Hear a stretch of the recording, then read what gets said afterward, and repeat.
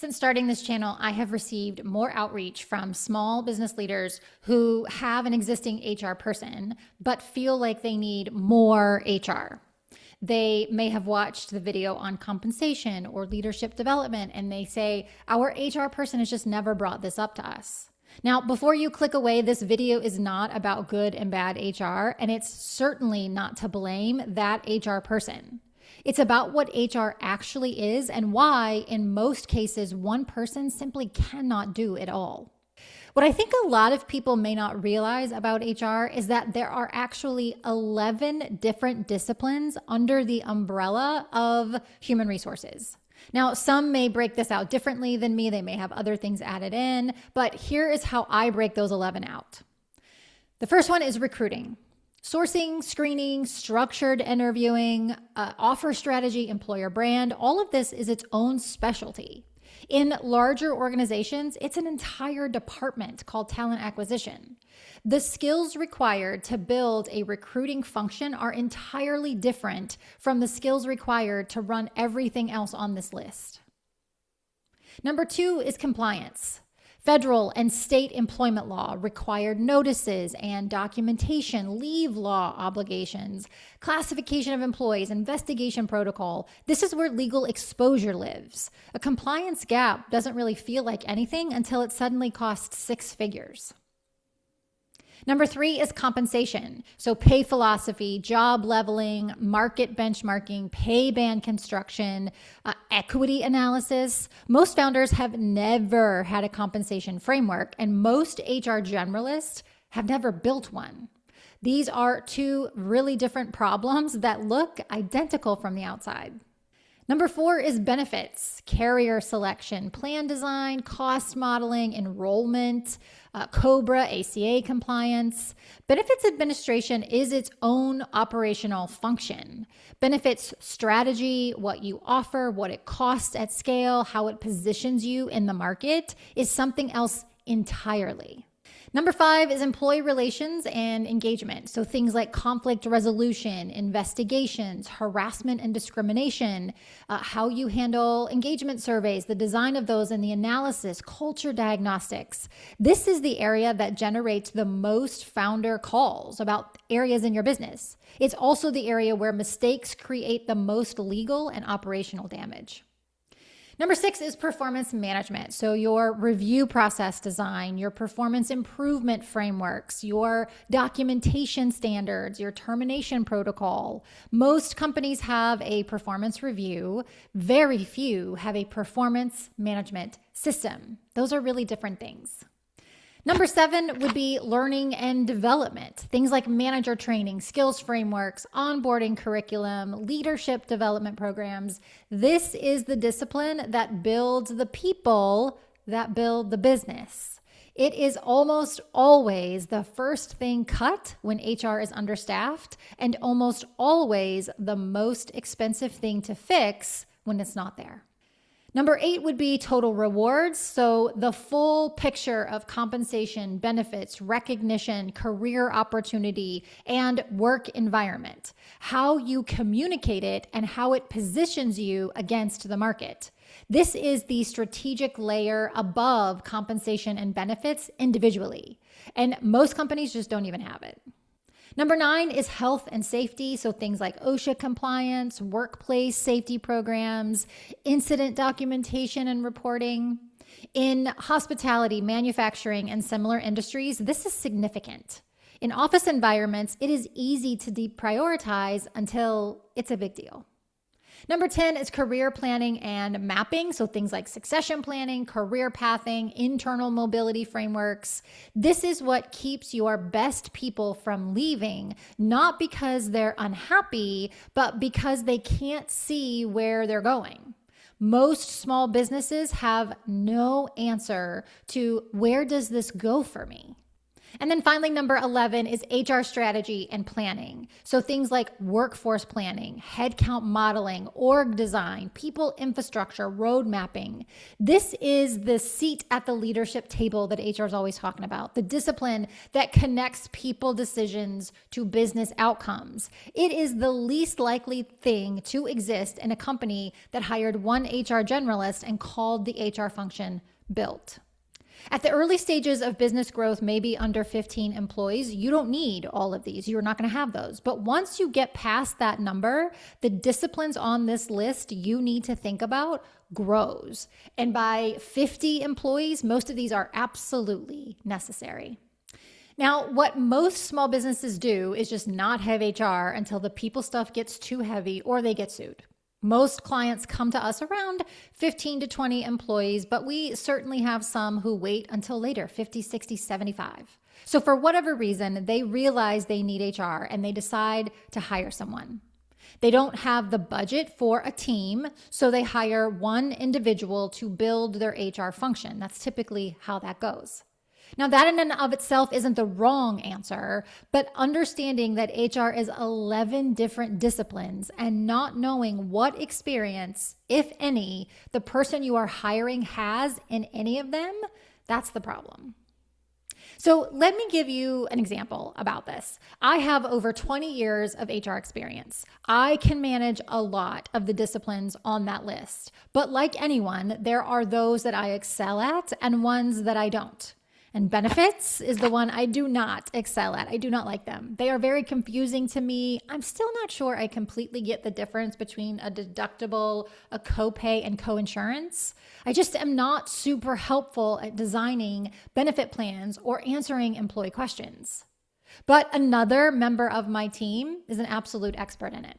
She can ask a few questions and design a plan for you. She can look at your renewal and immediately start thinking about ways to help with the cost or mitigate the cost increase that you're getting. And she can help employees navigate any benefit issue or any question they have.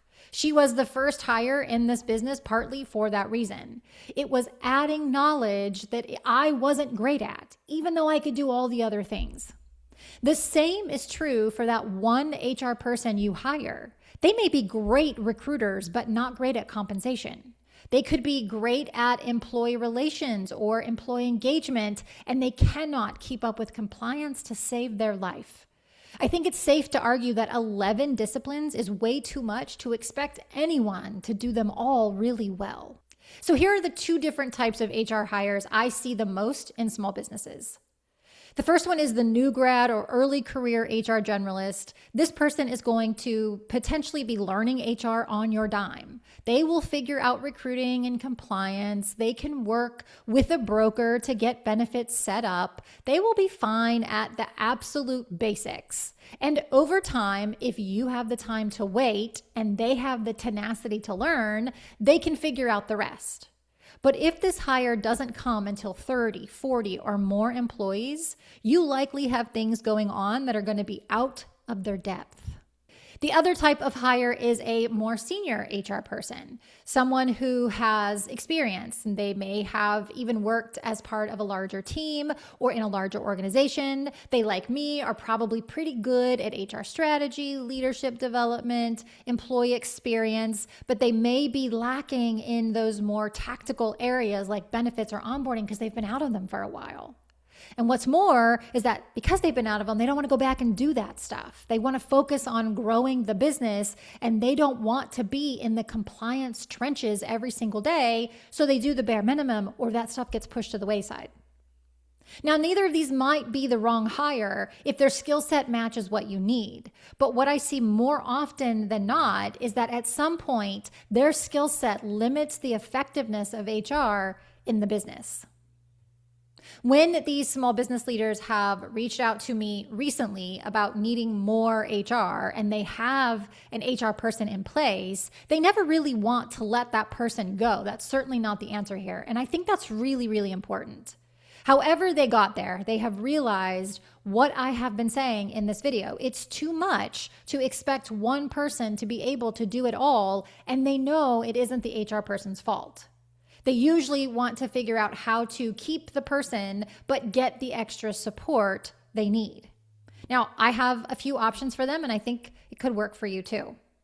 Before I go into what I actually recommend, I know that someone is going to ask about or suggest a PEO. I've done a video on why I am not a fan past a certain head count. I'm not going to rehash that here, but you should definitely check it out if you think a PEO could be an option, or if you're considering that and you are past 15 to 20 employees. Okay, so option one is to get your HR person some development. You want to encourage them to join their local HR chapter, have them join online community groups, and connect with others who are also managing HR in small environments.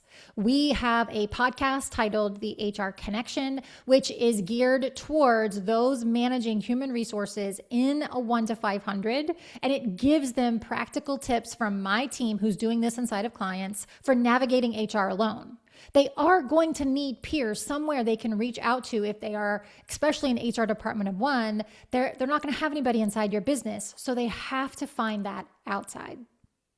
Option two is to get project help. If you have a generalist who is great at recruiting and compliance, but they would be out of their depth in something like a compensation study or building an entire compensation structure, then you could hire an HR expert to come in and do just that project. Your HR person is going to learn something in the process because you're going to work beside them. And a really good HR consultant should set them up with a system they can run after. So it allows you to get the help you need in one area while still letting your HR person do what they are best at and learn something else.